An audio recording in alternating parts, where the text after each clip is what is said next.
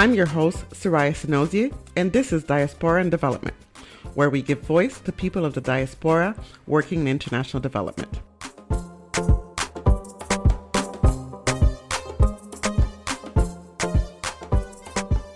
My guest today is Bashair Ahmed, CEO of Shabaka, a diaspora-led organization focused on the role of diaspora and migrants in humanitarian preparedness, response, and recovery. Bashair holds a doctorate in migration from the University of Sussex, where she is also a research associate. Bashair has over 20 years of experience working with United Nations agencies and international organizations focused on fragile and conflict-affected countries. Bashair has consulted on a wide range of migration and diaspora initiatives, including the protection of irregular migrants, development of e-training on humanitarian principles for diaspora organizations, and providing guidance on diaspora engagement and development and humanitarian response. Thank you for joining me, Bashair. Let's get into it. Can you start off by telling us about your career trajectory? What led you to the humanitarian field? I think a lot of people will tell you some of the career trajectories has been by accident. Mine, to some extent, has been by design, just by the virtue of my country of heritage from Sudan. And I came with a wave of that in the 1990s, as a child out of my family to the UK and went to school in the UK and such. And when I came to university, I knew I needed to do something to do with international development, working with the United Nations or similar entities. To my parents' disappointment, I think they wanted me to do medical engineering or something like that. So when I said I'm gonna do that, of all of the children I had spoken to, my parents are a doctor, et cetera. Trust me, when I went into political science, it was like, oh, interesting. So yeah, it was an interesting battle. So the battle started much earlier. Went into university, did my master's, and then I started actually working. I was very lucky. I think it was just a timing, like the 2000s, in terms of some of the opportunities I had. So I worked with local organization where I grew up in Brighton, in the UK, and then worked with an entity, a Sunnis Across Sudan organization against torture. So that was really an eye-opening in terms of the trauma of the human rights violations and such in Sudan, and then went on to work with, and quite quickly, and I was very lucky, I had a lot of, was able to get support, but also advice. So I worked with entities such as Amnesty International, Human Rights Watch, and went on. So that was very much kind of my focus in human rights, but I felt I just couldn't deal with putting the plaster on the cut, really. And you really needed to look at a bit more detail. What does it look like? I tried to go back to work on the continent, and that was really challenging. So I was based in Uganda briefly with some of the local organizations, and then got the opportunity to work also with the UN in Ethiopia. So it was really interesting to see how the UN operates, and went on to also kind of work with the kind of like more humanitarian sector, so such as the Norwegian Refugee Council. In many ways, I was also privileged because I was able to work in different contexts. So I was working in Pakistan, I was working with the UN Office for Humanitarian Affairs based in UAE. So I went around to a lot of things. It's interesting that you said, I didn't mean to cut you off. It was something interesting. You said that it's hard to work in the continent. Can you tell us a little bit why it was hard to work in the continent? I think because sometimes you want to be boxed in. So it's kind of like you're either diaspora or like the other person. So you're always kind of outsider. So you don't really completely fit in. And I think this is diaspora. Once you leave your origin countries or grow up somewhere, you actually have a bit more multiplicity. So you don't really fit neatly anywhere. So that obviously I was an Ugandan. I was black, but not quite black enough. I was not white but yeah, exactly. So it was consistently othered. Yes, I know that as a diaspora, consistently othered. Yeah, even in Ethiopia, even though most people assumed I was Ethiopian, but we don't speak some of the languages in Ethiopia, the Amharic and stuff. I could do a little bit of it. Again, I was kind of like, I remember in a restaurant, this lady was like insistent. She thought I was Ethiopian diaspora second gen who just did not speak the language. And she was insistent, like, to speak to me in Amharic. And I'm like, I don't speak the language. And I actually had to stop. I was like, listen, I don't speak the language, not just because I'm not Ethiopian. I did not grow up with that language at home. It's interesting because that happened to me one time in Tanzania. I was in the airport. This man was talking to me and I said, I don't know. And he repeated it. I said, I don't know. And he's like, young lady, you need to learn to speak the language of your heritage. And I'm like, but this is not my heritage. He was shocked. He was shocked. So yeah, it's very interesting. I call it a hybrid identity where you fit somewhere, but you don't fit everywhere. It's very difficult. Why, in this context, is diaspora engagement important to the humanitarian response? And why do you think the voice of the diaspora is missing in international development and humanitarian spaces? I think it came through, just as I mentioned, working with different organizations and different entities. And it was very much of local organizations and internationals, but you had a lot of diaspora I knew from personal experience and from friends from different countries, actually, how they actually engage with origin countries. It was just not documented. I came in a very interesting organizations in the UK who have been now around for about 30 years called African Organization for Development. I do apologize for destroying the acronyms, but they're really being quite instrumental in kind of positioning diaspora voices, but more in the development space. But what was missing was those who were affected by conflicts. Usually it's regarded as politicized or disregarded, and also because of the various sanctions, usually on these are countries of origin. And I just felt this cannot go on in a way. So I have a friend of mine who says if you can't find a space that you need, create it. So this is why Shabaka came to fruition.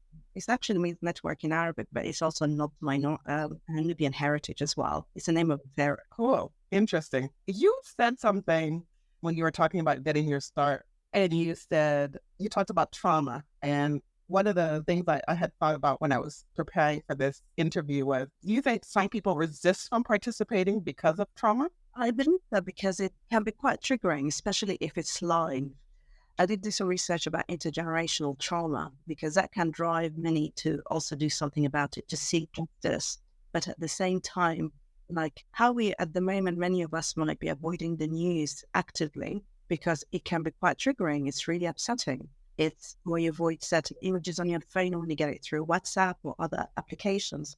So it really can be quite triggering. So people do not want to engage with it. Mm-hmm. And what do you do when you're triggered? I think you have to kind of be prepared when you kind of work on it on full-time basis. So like taking care of mental health, your well-being, and just having these strategies. So try to do kind of normalize activities as well. You can't always be on 100% in a sprint. You have to take this at the marathon if you really want to change the situation. So I do actively try to avoid the news. I would listen to the example, or I will read it in a particular format or specific times of the day, just not to be triggered. And it's not just about Sudan, but I think it's just injustices we see across the globe. Mm-hmm. Yeah, connections with many places. So what's happening in Gaza, what's happening in Haiti, what's happening in Syria, what's happening in all of these have a thread as well. So all of it can do that.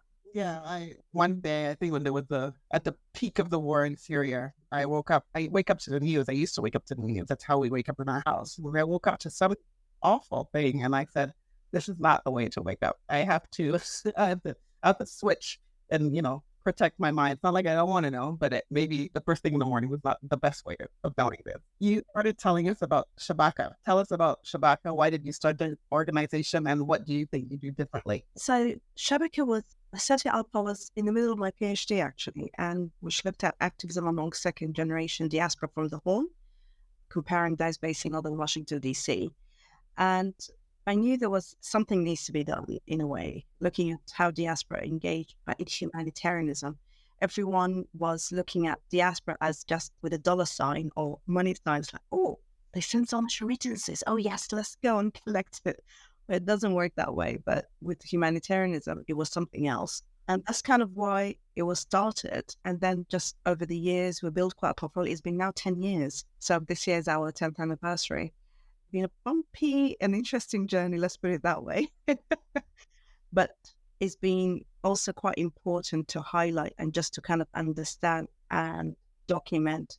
So we do mainly research and advocacy and consulting around diaspora and humanitarianism. So we've been working with a lot of UN, international organizations, also diaspora organizations. And what was important is the identity of the organization.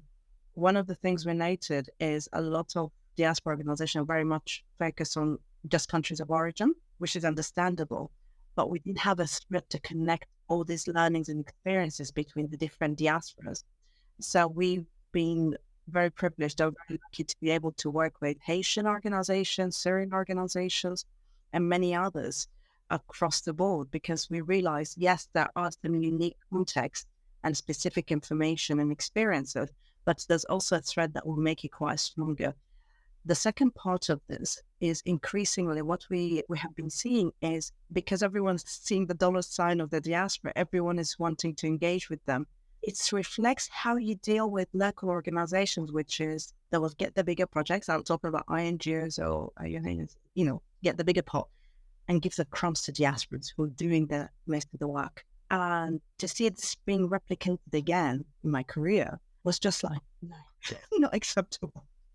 We need to colonize, yes, the whole system. I know everyone is like, trying to make diaspora look like INGOs or like join the cluster systems on all of this, but the whole system is like, it's like a burning house at the moment. So why would you want to jump on that bandwagon? And the second part is there needs to be some serious reform. It's not an equitable relationship. So we very much want to continue to speak truth to power, which is I think, very tough. And it does put you in favorable positions. And can you tell us a little bit about if you're working on reform or what you think needs to be reformed? The whole system needs to be reformed in the sense, I know everyone is talking about localization, but this should be the emphasis. It should be the default, not what you aim for. So back in 2016, there was a promise that 25% of humanitarian funding will go directly to local responders, to local groups, but it dropped since that time to 1%. And even in context, I was quite shocked. 1%, you said?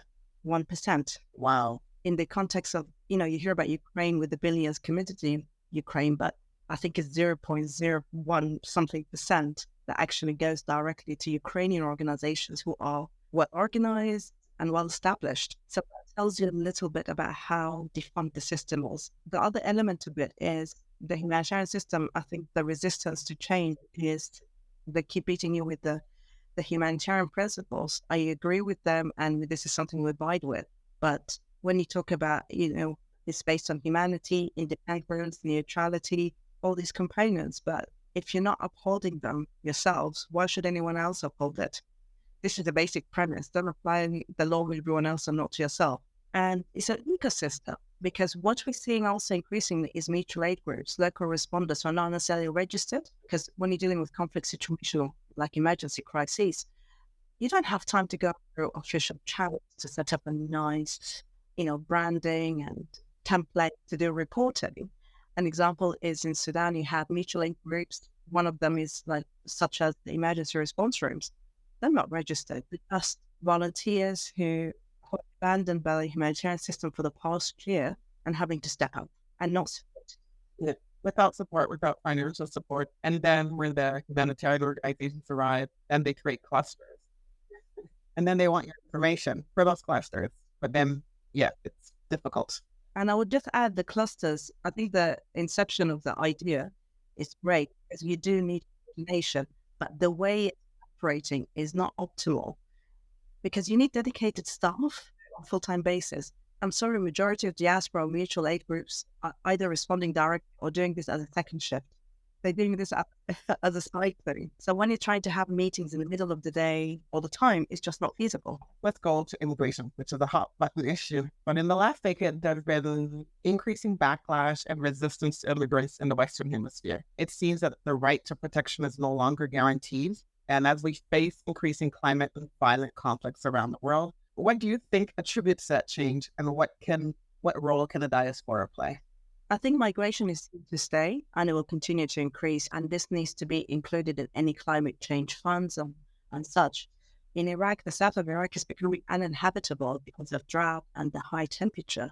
So we actually need to be able to be prepared to do that. The Maldives and similar islands are disappearing before our eyes. I'm not sure the next generation is going to have the opportunity to see it. So we need to be able to include diaspora and other actors, because they are responding, also helping the communities to move. They're the ones who provide also information for those in the move or supporting their movements. So if you have diaspora communities in some of the key capitals in London, in Washington, D.C., in Dubai, engage them. Because what's happening is you're not coordinating with them because there's a lack of respect. But you actually, the whole idea of when you do humanitarian response is you need to engage with everyone around the table. Having them just sort of be in the room from time to time just to tick the box, yes, we need some diaspora, local groups, doesn't cut it. They need to be part of the decision making. I can't be here saying, yes, you have to do A, B, C, and D, but there needs to be that dialogue to be built in going forward. Thank you. And how do you deal with diaspora hostility? You know, I've been here for a long time. These people are different, bringing conflicts that are in their home country to their new country. What do you think about that? How do you deal with it? It's not black and white, and it's about community engagement. You have that kind of relationship in any context. Humans are humans end of the day, so you need to be able to rise above it, to engage with all these communities because these conflicts are emerging from something. So by kind of like, oh no, we're not going to engage and leave it, what do you think would happen? So you have to engage with these communities, have peace building initiatives or support these communities. I recall there's an organization that was set up by a group of second generation diaspora Somalis in the UK, saw the conflicts within the communities along what was happening in Somalia. It had enough because it really impacted the image of the community, affected social mobility, really has put a lot of stress in the community. So they decided to set up, covering young people from different communities to support them and to provide that space. So actually utilize this as an opportunity to do peace building. Peace building or building linkages doesn't have to be just in origin country. It can be also with communities as well. That's a very interesting proposal. I like that idea. I remember when I was younger, growing up with Yugoslavian friends, and then when the conflict happened, all of a sudden seeing these fractures that I had never seen, and I never understood them because I thought, this is not going on here. And I've never thought about, peace building within diaspora communities. It's something that I think people should look into a little bit more. Among its many services, Shabaka provides training on humanitarian principles for diaspora organizations. You've talked about it a little bit, but what are these principles and why is training on these principles essential? I think just to understand how the humanitarian system works, so I think is quite important. So these principles of neutrality, humanity, independence, these are really important principles to abide with when you're doing any engagement. So you're not just wanting to support. It's like, oh, we have the same religion, so I'm just going to support this group, or we're just from the same ethnic group and I'm only going to support this group. It should be based on the needs and such. So it's just to be also understand how the system operates. So the trainings we've provided is actually in collaboration with many other organizations who work in the sector. So it's not just us independently. We're very much about collaborative work. So it's to have these emphasis. So we have a baseline to work with going forward as well. And it doesn't have to be just on the trainings. I know everyone talks about capacity building. I have to say, I don't like that word at all, and we do not use it. Because it's about knowledge exchange, it's about upskilling, it's training. So training really encompasses this style because international organizations also have a lot to learn as well from the diaspora. Indeed. Given the state of the world today, have you faith in international organizations to bring about positive and sustainable change? I think it will be necessary. I think there's a reckoning in the sector. It needs leadership. Everyone has been on survival mode because there's no choice at the moment. You have increasing humanitarian crises. You have less funding. So what do? So this is when innovation needs to come into play. Just doing it the same route as before, because the number of lessons learned documents we've seen on people's shelves doesn't work anymore. So there needs to be systematic change and evolution and to decolonize the whole system, because how it's done is very much based on, we want to help you, we will support you, but not wanting to let go of the reins. So there needs to be leadership within the international system to do so. So that's safe or? Well, this is why we need advocacy, because things will not change if we're not being open. It's not just about space, but it's about shifting. It will take time, but it's the only way to do it. There needs to be a shift, because what's going to happen is the humanitarian architecture as it stands just collapse and buckle. They're losing a lot of trust, and issues of ethics, how they operate is really unethical. I think if you speak to every single person in the sector, they will have quite a few stories about unethical processes and all of this. So that tells you something. Everyone knows what the issues are. It's eye-opening. I worked with Oxfam prior to the Haitian earthquake, and I was very proud of the work. And then something happened quite quickly after the earthquake. And, I was responsible for funding and had to sign my name. And some of the things that people wanted me to sign my name on, I was like, I will not. But I always wonder who buckles under this, who says this is okay. So yeah, it's interesting. Yeah, because it's a humans. The system is only as strong as the people in it. So when you have a strong ethos and ethics of what's with that, it needs to be combined. But what has happened is our people are so scared of losing funds. It's very capitalist in the sense it's all about growth. No one has an exit plan. You shouldn't be proud of being in a particular locality or organization for 50 years. It's actually shameful. I mean, you failed miserably. Thank you, thank you, thank you. I'm so glad to hear that. I have heard this all my life. Oh, we've been here for 25 years. But I'm like, then you're not doing your job. Your job is to not be needed anymore. Exactly. And hand over the reins. People assume it's like, oh, they won't do it like us, we'll do it properly. No, they just won't do it like you. Leave it alone. And they've been doing it for years without you. So it's an interesting. In the humanitarian and development field, research seems to rarely inform programs. You do research. So as a researcher, do you think research will lead to better progress? I'm at two minds about this, actually, because I'm a reader. And for me, all our decisions need to be evidence-based. Policy making should be evidence-based. But what you sometimes see is it's based on feelings or particular ethos, because you could see the rise of how, for example, immigration is necessary in the global world. It's needed. With demographic shifts happening in the next couple of decades, you actually need migrants. There's actually shortages, severe shortages, but the messaging politically is very much, we don't want migrants, we don't want to open our venue, but you actually need it to survive as a country, as financial institutions, as health services. It's actually needed. So I do worry how we're increasingly not utilizing research. There's amazing academic work being done and research, but there's still a bit of a disconnect between academia, academic research, but also policy making. And that needs to be, there's various actually entities and organizations who are trying to bridge this, but still not sufficiently.